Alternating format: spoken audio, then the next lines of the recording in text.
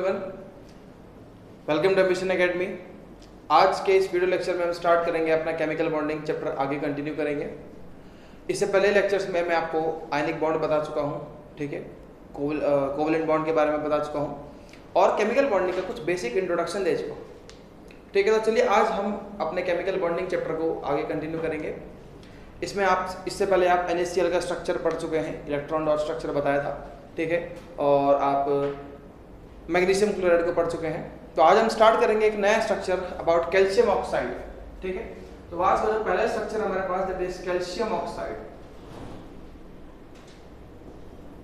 Calcium oxide बनाना सीखेंगे। इससे पहले बेटा हमने बनाना सीखा था मैग्नीशियम क्लोराइड और हमने सीखा सोडियम क्लोराइड, जहां मैंने बताया था आयनिक बॉन्डिंग होती है।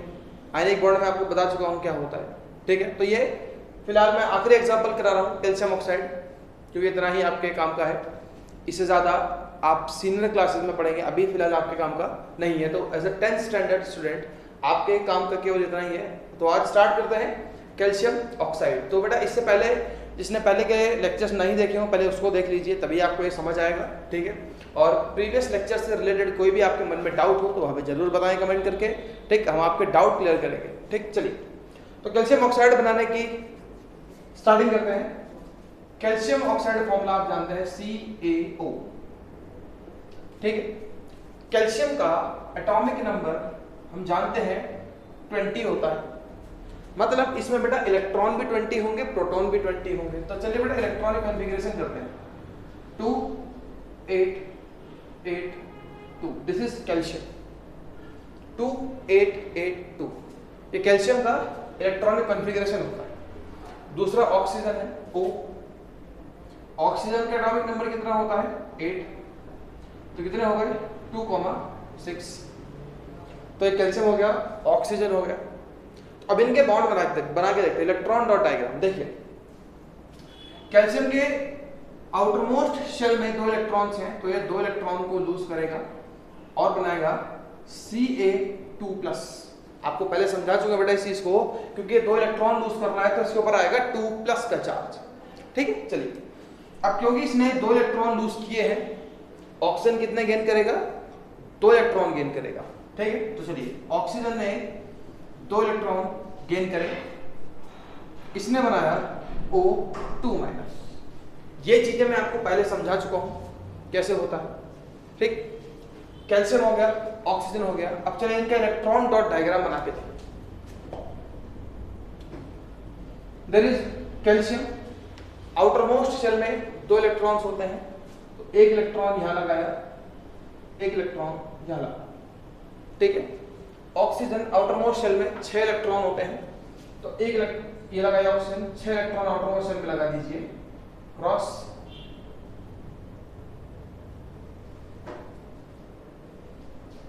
ये जो डायग्राम है यहां पर मैं एक जगह इलेक्ट्रॉन को डॉट से दिखा रहा हूं और एक जगह इलेक्ट्रॉन को मैं क्रॉस से दिखा रहा हूं।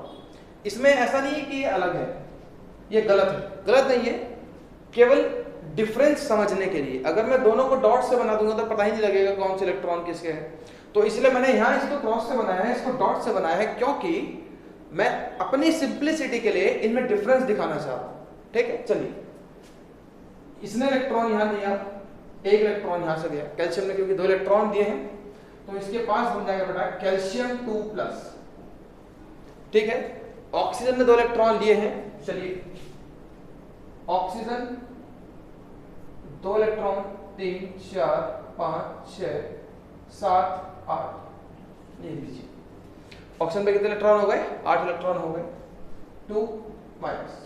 अब दोनों के दोनों क्या बनाएंगे calcium oxide CaO, this is calcium oxide, ठीक है। मैंने आपसे कहा था जब भी आयनिक कंपाउंड या इलेक्ट्रोवैलेंट कंपाउंड बनता है, जो इन दोनों एलिमेंट कैल्शियम और ऑक्सीजन के बीच में जो फोर्स ऑफ अट्रैक्शन होती है, दैट इज, उसे क्या बोलते हैं मैंने आपको बताया था इसका नाम, that is electrostatic force of attraction. तो अगर आप कैल्शियम ऑक्साइड को दिखाएंगे तो बेटा कैसे दिखाएंगे, आप कैल्शियम ऑक्साइड को आप ऐसे दिखा रहे हैं CaO या फिर आप ऐसे दिखा दीजिए CaO। तो इनके बीच में जो लगने वाली फोर्स ऑफ अट्रैक्शन का नाम है उसे हम क्या बोलते हैं electrostatic static force of attraction, force of attraction,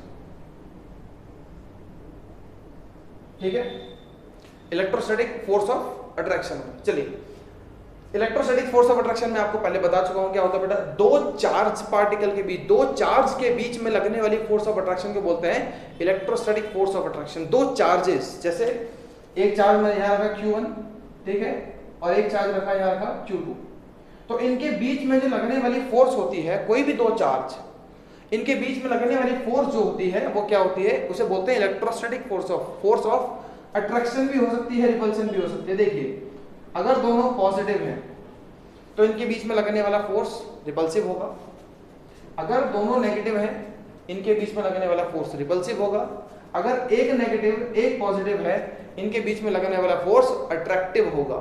तो इलेक्ट्रोस्टैटिक फोर्स रिपल्सिव भी हो सकता है, इलेक्ट्रोस्टैटिक फोर्स अट्रैक्टिव भी हो सकता है। It depends on the charge. तो चार्ज के बीच में लगने वाली फोर्स क्या होती है, इलेक्ट्रोस्टैटिक फोर्स। क्योंकि बेटा यहाँ भी जो चार्ज है आप जानते हो 2 प्लस का यहाँ चार्ज है, 2 माइनस का यहाँ चार्ज है, इसलिए इन दोनों के बीच में लगने वाली force is called electrostatic force of attraction. Attraction क्यों बोला, क्योंकि पॉजिटिव ये है नेगेटिव ये है, both will attract each other. तो ये हो गया मेरे पास कैल्शियम ऑक्साइड का इलेक्ट्रॉन डॉट स्ट्रक्चर। आपको NaCl, MgCl2 और कैल्शियम ऑक्साइड तीनों के स्ट्रक्चर को तैयार करना है, ठीक है। चलिए, तो अभी तक मैंने जितना भी आपको आयनिक बॉन्ड पढ़ाया उसको फटाफट से एक बार रिवाइज कर लेते हैं। एक बार मैं थोड़े बहुत पॉइंट उसके बता देता हूं जितना भी अभी तक आपको पढ़ाया गया है। चलिए, एक चीज का ध्यान रखना, जब आयनिक बॉन्ड बनता है, जैसे मैंने आपको तीनों एग्जांपल पढ़ाए, फिलहाल NaCl पढ़ाया मैंने आपको एक, ठीक है, मैंने आपको MgCl2 पढ़ाया, ठीक है, और मैंने आपको कैल्शियम ऑक्साइड पढ़ाया। अब आप इसमें एक चीज ध्यान दीजिए, इसमें से एक मेटल है एक नॉन मेटल है। Sodium is metal, chlorine non metal, metal non metal, metal non metal, ठीक है। तो कहने का मतलब क्या है, आयनिक बॉन्ड जो है वो मेटल और नॉन मेटल के बीच बनता है, ऐसा आप बोल सकते हो। आयनिक बॉन्ड किसके बीच में बनता है, एक मेटल और एक नॉन मेटल, ठीक है। आयनिक बॉन्ड बनते हैं बाय ट्रांसफर ऑफ इलेक्ट्रॉन, एक इलेक्ट्रॉन भी ट्रांसफर हो सकता है, हमने देखे हैं दो भी ट्रांसफर हो सकते हैं। हायर क्लासेस में आप जाओगे आप देखोगे इससे ज्यादा इलेक्ट्रॉन भी ट्रांसफर हो सकते हैं, ठीक है। तो ये फिलहाल हमारे पास आयनिक बॉन्ड के कुछ एग्जांपल थे, आपको इन्हें प्रिपेयर करना है। इनसे रिलेटेड कोई भी डाउट आप हमें कमेंट करके बताएंगे। चलिए, ठीक है, तो ये तो फिलहाल हो गया मेरे पास आयनिक कंपाउंड्स के बारे में। तो चलिए, एक बहुत ही इंपॉर्टेंट टॉपिक पे डिस्कशन करना है आज। इस वीडियो लेक्चर का बहुत इंपॉर्टेंट टॉपिक है, वो टॉपिक का नाम है conditions for formation of ionic bond. आपको एक आयनिक बॉन्ड बनाना है, ऐसा नहीं है कि वो बॉन्ड हर कंडीशन में बन जाएगा। आयनिक बॉन्ड बनने की भी कुछ कंडीशंस होती है। आपको 3 कंडीशंस बताएंगे, तीनों आपको ध्यान रखनी है और तीनों एग्जाम में अक्सर पूछी जाती है, ठीक है। तो क्या लिखा हूं मैं, conditions for formation of ionic bond. Ionic bond बनने की कंडीशंस क्या क्या होती है, चलिए स्टार्ट करते हैं। आयनिक बॉन्ड बनने की कंडीशंस को समझेंगे। चलिए, सबसे पहला जो मैंने कंडीशन लिया दैट इज, देखिए बेटा कंडीशंस अलग, कंडीशंस जो भी है कंडीशन थोड़ा बाद में डिस्कस करेंगे। पहले मैं कंडीशन में आने वाले टॉपिक्स को आपको समझाऊंगा, कंडीशन में कौन कौन से टॉपिक्स आते हैं, ठीक है। उन टॉपिक्स को समझाने के बाद मैं आपको बताऊंगा कि कंडीशंस कैसी होती है। चलिए, तो सबसे पहले कंडीशन मेरे पास आ रही है आयोनाइजेशन एनर्जी, ठीक है। आयोनाइजेशन एनर्जी, आपने शायद ये टर्म पहले सुना होगा, आयोनाइजेशन एनर्जी क्या होता है, ठीक है। तो चलिए थोड़ा डिस्कस करते हैं अबाउट आयोनाइजेशन एनर्जी, ठीक है। कंडीशन में क्या है, देखिए आयोनाइजेशन एनर्जी के बारे में आपने शायद पहले सुना होगा। इसको समझने के लिए एक छोटा सा डायग्राम बनाते हैं। चलिए, एक मैंने एटम बनाया है, ठीक है, बीच में मैंने माना है दिस इज न्यूक्लियस, ठीक है, और ये मैंने 2 शेल्स माने हैं। इन शेल में बेटा इलेक्ट्रॉन घूम रहे हैं। कौन घूम रहे हैं, इलेक्ट्रॉन्स घूम रहे हैं, ठीक है। आप पहले भी इससे पढ़े होंगे ये चीजें। चलिए, मैं अंदर की शेल पे 2 इलेक्ट्रॉन मार रहा हूं और बाहर की शेल पे 1 इलेक्ट्रॉन मार रहा हूं, सब जस्ट टू अंडरस्टैंड, ठीक है, सिंपल तरीके से। आप जानते हैं बेटा इलेक्ट्रॉन नेगेटिव होता है और न्यूक्लियस पॉजिटिव होता है, इलेक्ट्रॉन नेगेटिव होता है, तो इन दोनों के बीच में लगने वाला फोर्स जो होगा वो कैसा होगा? अट्रैक्टिव फोर्स होगा। This is attractive force, attractive force. बेटा जो भी चीज मैं यहाँ पढ़ा रहा हूँ उसके बारे में थोड़ा सोचिएगा, थोड़ा समझिएगा, आपको बहुत आसानी से समझ आएगा। इलेक्ट्रॉन प्रोटॉन के बीच में लगने वाला फोर्स हमेशा अट्रैक्टिव होता है, क्योंकि इलेक्ट्रॉन नेगेटिव है, प्रोटॉन पॉजिटिव है, बोथ इलेक्ट्रॉन नेगेटिव है और न्यूक्लियस पॉजिटिव है, तो दोनों एक दूसरे को अट्रैक्ट करेंगे, ठीक है। चलिए, अगर अब सोचो बेटा मैं चाहता हूं कि मैं इस इलेक्ट्रॉन को बाहर निकाल लूं, मैं चाह रहा हूं कि इलेक्ट्रॉन यहां से जंप करके बाहर आ जाए, ठीक है। अब देखो कुछ सोचो, यहां अट्रैक्शन है, मैं चाह रहा हूं मैं इसको खींच के निकालूं, क्या इलेक्ट्रॉन आसानी से निकलेगा? सोच के देखो, क्या इलेक्ट्रॉन आसानी से बाहर आएगा? नहीं आएगा। इलेक्ट्रॉन आसानी से बाहर क्यों नहीं आएगा? क्योंकि इसके बीच में अट्रैक्टिव फोर्स है। अगर मुझे इलेक्ट्रॉन को बाहर निकालना है, देखिए इलेक्ट्रॉन बाहर आ जाएगा कोई बड़ी बात नहीं है, लेकिन अगर मुझे इलेक्ट्रॉन को बाहर निकालना है, इलेक्ट्रॉन को यहां से हटाना है, तो मेरे को कुछ एनर्जी लगानी पड़ेगी, ठीक है। एक जनरल सी बात समझिए, ये मार्कर और इसके कैप के बीच में कुछ फोर्स ऑफ अट्रैक्शन है। मैं इस कैप को इजीली नहीं निकाल पा रहा हूं, मेरे को कुछ फोर्स लगानी पड़ रही है, तब जाके ये कैप अलग हो रहा है। वैसे यहां भी अट्रैक्शन है, इलेक्ट्रॉन को बाहर निकालने के लिए कुछ एनर्जी लगानी पड़ेगी। आप कुछ एनर्जी लगाओगे तभी ये इलेक्ट्रॉन बाहर निकलेगा। तो बेटा इस इलेक्ट्रॉन को एटम में से बाहर निकालने के लिए आप जितनी भी एनर्जी लगाओगे उसे ही कहते हैं आयनाइजेशन एनर्जी। बहुत इंपॉर्टेंट टॉपिक है, बहुत बेसिक टॉपिक है कि जब आप इस इलेक्ट्रॉन को यहां से बाहर निकालने के लिए जो एनर्जी लगाओगे, that energy is called ionization energy. ये बेटा इसका सिंपलेस्ट मतलब हो गया समझने का, एनर्जी रिक्वायर्ड। चलिए इसकी डेफिनेशन लिखते हैं एक बार। इसी क्या डेफिनेशन देखिए, एनर्जी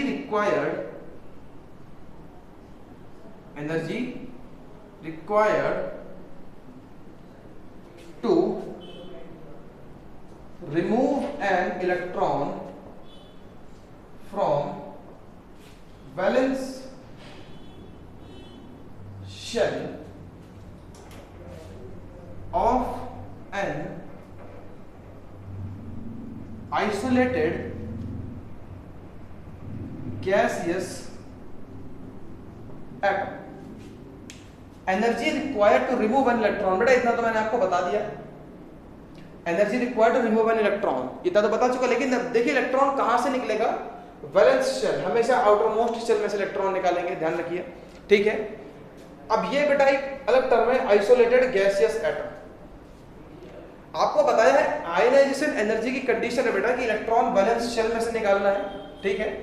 आइसोलेटेड गैसियस एटम का मतलब बेटा मैं एक अकेला एटम की बात कर रहा हूं, एक सिंगल एटम।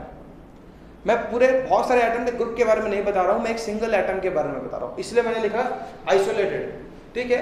गैसियस मतलब बेटा एटम का गैसियस स्टेट होना चाहिए, जिस एलिमेंट का मैं एटम ले रहा हूं उसका स्टेट गैसियस होना चाहिए, ठीक है। एटम का स्टेट कैसा होगा? गैसियस। क्योंकि देखो सोच के देखो बेटा, गैसेस के पार्टिकल्स दूर होते हैं, तो अगर मुझे एक सिंगल एटम चाहिए तो मुझे कौन सा स्टेट लेना पड़ेगा? सॉलिड नहीं, लिक्विड नहीं, मुझे स्टेट कौन सा लेना पड़ेगा? गैस। क्योंकि मुझे एटम कैसे चाहिए? आइसोलेटेड, अकेला एटम चाहिए। अकेला एटम मुझे कौन से स्टेट में मिलेगा? गैसियस स्टेट में, क्योंकि जब गैसियस स्टेट होती है तो एटम्स दूर दूर होते हैं। तो इसीलिए मैं बोल रहा हूं energy required to remove an electron from the outer most shell, from the valence shell या outer most shell of an isolated gaseous atom. बस, this is called ionization energy. ये लिखने लायक डेफिनेशन है एग्जाम में, ठीक है। अगर आप सिंपल भाषा में समझना चाहते हैं तो ऐसा मान लीजिए, energy required to remove an electron from the valence shell of an atom, simple समझने के लिए। क्योंकि मुझे एटम अकेला चाहिए इसलिए आइसोलेटेड लिया, इसलिए आइसोलेटेड लिखा है, अकेला एटम चाहिए, ठीक है। और अकेला एटम कौन से स्टेट में मिलेगा? गैसियस स्टेट में, इसलिए लिखा है isolated gaseous atom. This is ionization energy.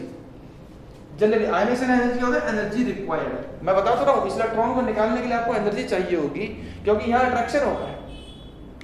तो ये आयनाइजेशन एनर्जी के बारे में था, ठीक है। आप इसको भी नोट करेंगे तभी ये टॉपिक समझ आएगा। चलिए, तो जनरल बात बोलते क्या है इसके बारे में, इस टॉपिक के बारे में ऐसा बोला जाता है कि बेटा जितनी ज्यादा आयनाइजेशन एनर्जी होगी अब सोचिए इस बात को। देखिए इस टॉपिक में क्या बोलते हैं, मैंने आपको आयनिक एनर्जी समझा दिया क्या होता है, ठीक है। अब condition for formation of ionic bond कैसे इस चीज को समझता है। देखो बेटा, आयनाइजेशन एनर्जी अगर ज्यादा होगी,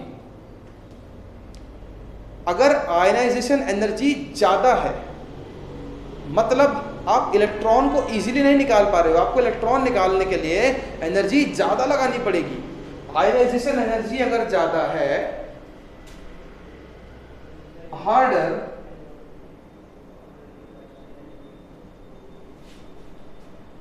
will be harder it will be to remove the electron। जितनी ज्यादा आयनाइजेशन एनर्जी होगी उतना ही दिक्कत होगी आपको इलेक्ट्रॉन निकालने में, ठीक है। ये बात मैंने अभी आपको जनरल समझाई कि जो भैया मैंने आपको टॉपिक समझाया अभी उससे रिलेटेड है कि अगर आयनाइजेशन एनर्जी ज्यादा होगी तो आपको इलेक्ट्रॉन निकालने में बहुत दिक्कत होने वाली है, आपका इलेक्ट्रॉन इजीली नहीं निकलेगा, ठीक है। तो बेटा अब इस बात को समझिए, lesser is the ionization energy comma easier is the formation of positive ion that is cation। अब आप खुद सोचिए, जब मैं किसी एटम में से इलेक्ट्रॉन निकाल लूंगा, अब खुद देखो सोडियम में से इलेक्ट्रॉन निकाल लिया, सोडियम क्या बन गया Na+, पक्का ये बात बताइए आपको पहले। तो जिसमें से इलेक्ट्रॉन निकल जाएगा वो कैसा बन जाएगा, पॉजिटिव बन जाएगा। तो मैं क्या कह रहा हूं बेटा, जितना आयनाइजेशन एनर्जी कम होगा, lesser is the ionization enthalpy, easier is the formation of positive ion. मतलब जितना कम आयनाइजेशन एंथैल्पी होगा या आयनाइजेशन एनर्जी होगा उतना ही जल्दी इलेक्ट्रॉन निकलेगा और उतना ही जल्दी कैटायन बनेगा। बात को समझो ध्यान से, जितना कम आयनाइजेशन एनर्जी होगा उतना ही इजीली पॉजिटिव आयन बनेगा, क्योंकि उतना ही जल्दी इलेक्ट्रॉन बाहर निकल जाएगा। तो ये था अबाउट आयनाइजेशन एनर्जी, ठीक है। सेकंड जो प्रॉपर्टी आती है, second that is electron affinity.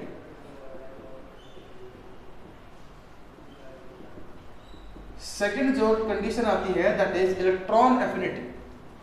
अगर इस चीज से रिलेटेड कोई भी मन में डाउट हो लेक्चर देखते समय तो हमें कमेंट करके बेटा जरूर बताना, इसका डाउट आपको क्लियर करेंगे।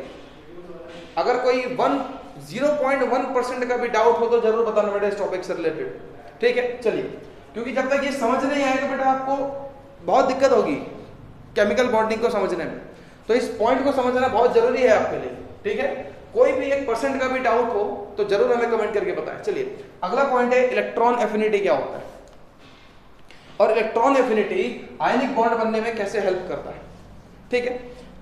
आयनाइजेशन एनर्जी का उल्टा है इलेक्ट्रॉन एफिनिटी, बिल्कुल रिवर्स, ठीक है। देखिए, एक बार मैं इसकी डेफिनेशन लिखता हूं, फिर बात करेंगे, फिर आपको अपने आप समझ आएगा कि ये चीज इसकी बिल्कुल रिवर्स है। तो इलेक्ट्रॉन एफिनिटी क्या बोल रहे हैं, it is the energy released, it is the energy released when an extra electron is added to valence shell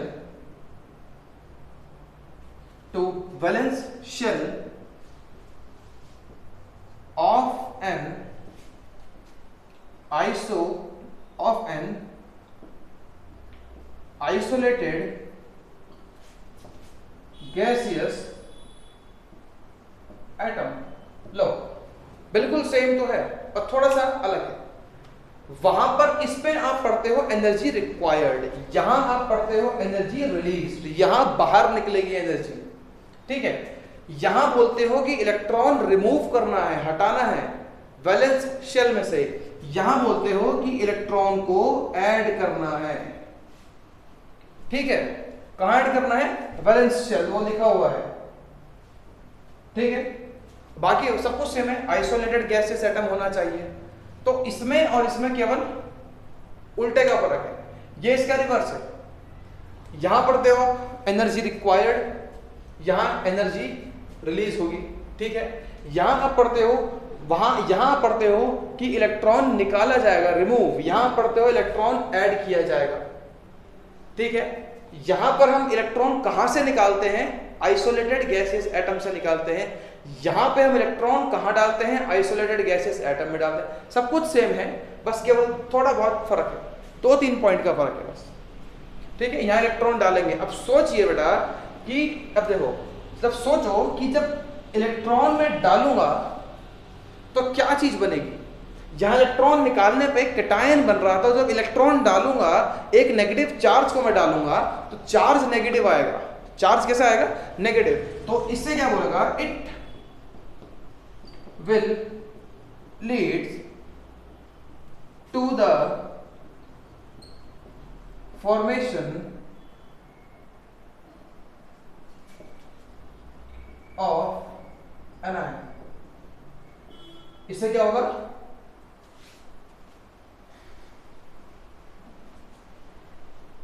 it results in the formation of anion. What is anion? Negative charge. सोचिए ना, आप सोचो इस बात को कि जब आप माइनस डालोगे, इलेक्ट्रॉन डालोगे तो चार्ज नेगेटिव बनेगा, माइनस चार्ज आएगा तो क्या बन गया? एनायन बन गया। तो ये इन दोनों में डिफरेंस है, ठीक है। चलिए अब इसको आगे देखते हैं, इलेक्ट्रॉन एफिनिटी। अभी मैंने आपको बताया कि जितना कम आयनाइजेशन एनर्जी होगा उतना इजीली कैटायन बनेगा, ठीक है।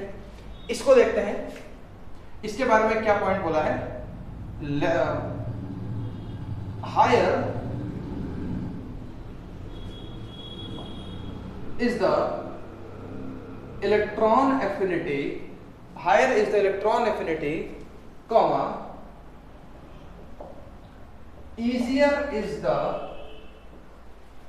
formation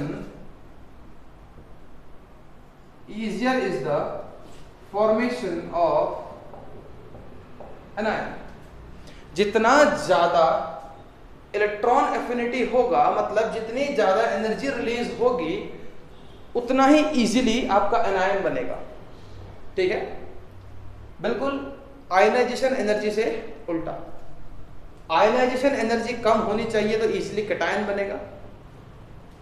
इलेक्ट्रॉन एफिनिटी ज्यादा होनी चाहिए, उतनी ही आसानी से एनायन बनेगा, ठीक है।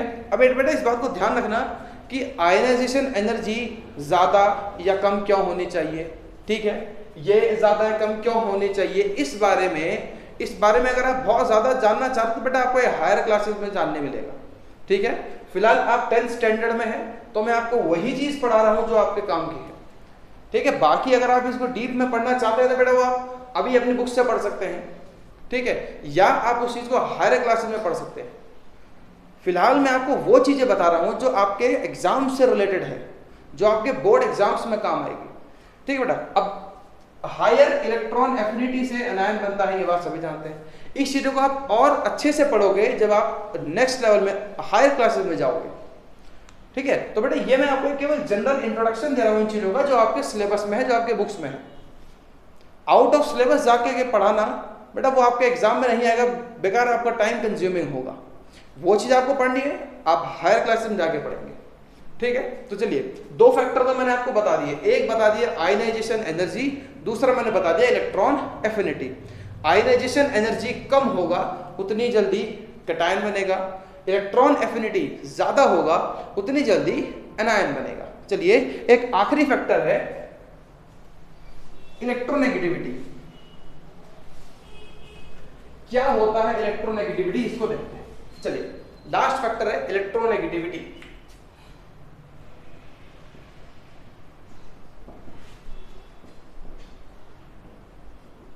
इलेक्ट्रोनेगेटिविटी, ठीक। इलेक्ट्रोनेगेटिविटी के बारे में जो और नॉलेज है वो हम आगे चल के लेंगे जब हम कोवेलेंट बॉन्ड पढ़ेंगे, ठीक है। फिलहाल मैं आपको इतना बताता हूं कि आयनिक बॉन्ड बनने में इलेक्ट्रोनेगेटिविटी का क्या रोल है, ठीक है। देखिए, higher the electronegativity, higher is the electronegativity difference, comma, easier is the transfer of electron। क्या लिखा मैंने कि इलेक्ट्रोनेगेटिविटी का डिफरेंस जितना ज्यादा होगा उतना ही जल्दी इलेक्ट्रॉन ट्रांसफर होगा। ये लिखा है यहां पर कि जितना ज्यादा इलेक्ट्रॉन नेगेटिविटी का डिफरेंस होगा उतना ही इजीली इलेक्ट्रॉन का ट्रांसफर होगा। इस बात को समझते हैं। चलिए, मैंने दो आपके पास लिए ए एंड बी, ठीक है। ए ने इलेक्ट्रॉन लूज करके प्लस चार्ज बनाया और बी ने इलेक्ट्रॉन गेन करके, चलिए पहले ऐसा मान लेते हैं, इसने इलेक्ट्रॉन लूज किया और चार्ज बन गया प्लस, ये इलेक्ट्रॉन यहीं पर रखा हुआ है अभी, ठीक है। बेटा देखिए, जो मेटल है वो इलेक्ट्रॉन लूज करेगा और जाहिर सी बात है जो नॉन मेटल है वो इलेक्ट्रॉन गेन करेगा, ठीक है। ये बात तो सभी जानते हैं। मेटल ने इलेक्ट्रॉन लूज किया, ठीक है। जितना ज्यादा इन दोनों के बीच में इलेक्ट्रॉन नेगेटिविटी का डिफरेंस होगा उतना ही ज्यादा इलेक्ट्रॉन का ट्रांसफर होगा। मतलब इसने इलेक्ट्रॉन लूज किया और फटाक से इलेक्ट्रॉन इस पे गया, इसने बनाया माइनस।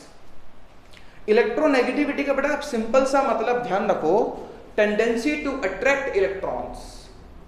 इलेक्ट्रोनेगेटिविटी का बहुत सिंपल सा मतलब ध्यान रखिए आप, टेंडेंसी टू अट्रैक्ट इलेक्ट्रॉन्स। जब कोवेलेंट बॉन्डिंग पढ़ेंगे इसके बाद नेक्स्ट लेक्चर में, तब मैं आपको समझाऊंगा इलेक्ट्रोनेगेटिविटी का एग्जैक्ट मीनिंग क्या होता है। फिलहाल आप जनरल सा मीनिंग ध्यान रखिए, टेंडेंसी टू अट्रैक्ट इलेक्ट्रॉन, ठीक है। अब खुद सोचो बेटा, अट्रैक्ट इलेक्ट्रॉन जा किसके पास रहा है? इसके पास जा रहा है, ठीक है। मतलब इसकी इलेक्ट्रोनेगेटिविटी ज्यादा होनी चाहिए।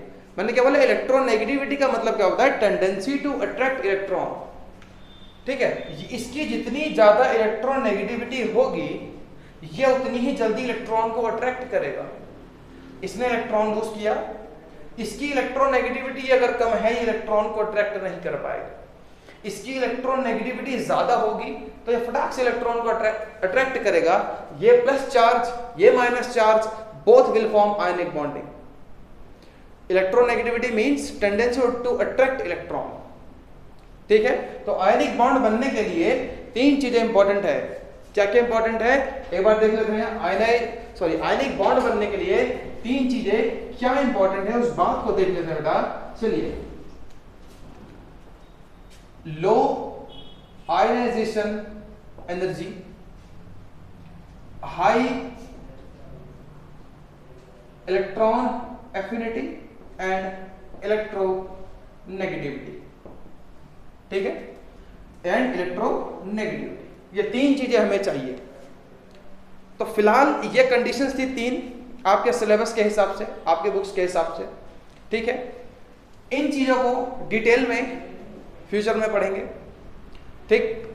इलेक्ट्रोनेगेटिविटी से रिलेटेड कोई भी आपके मन में डाउट है तो वो हम कोवेलेंट बॉन्डिंग में क्लियर कर लेंगे। वहां मैं आपको समझा दूंगा कि इलेक्ट्रोनेगेटिविटी का एग्जैक्ट मीनिंग क्या होता है और इससे क्या होता है। बेटा जब आप कोवेलेंट बॉन्डिंग एक बार पढ़ लेंगे इलेक्ट्रोनेगेटिविटी से रिलेटेड, आपको ये टॉपिक और समझ आ जाएगा। हायर इलेक्ट्रोनेगेटिविटी डिफरेंस मतलब जितना ज्यादा इलेक्ट्रोनेगेटिविटी का अंतर होगा उतना ही जल्दी इलेक्ट्रॉन का ट्रांसफर होगा from metal atom to non metal atom, to form from cation to anion, है ना। तो ये आज का मेरा आखिरी टॉपिक था इस वीडियो लेक्चर का, ठीक है। इस लेक्चर से रिलेटेड कोई भी आपके मन में डाउट हो, कोई भी आपको शंका हो, कोई भी दिक्कत हो, हमें कमेंट करके जरूर बताएं। इससे पहले वाले लेक्चर्स के बारे में कोई भी आपके मन में डाउट हो तो उन्हें भी कमेंट करके बताएं और ये वीडियो हमारे सभी लेक्चर्स अपने फ्रेंड्स को भी रिकमेंड करें। Thank you.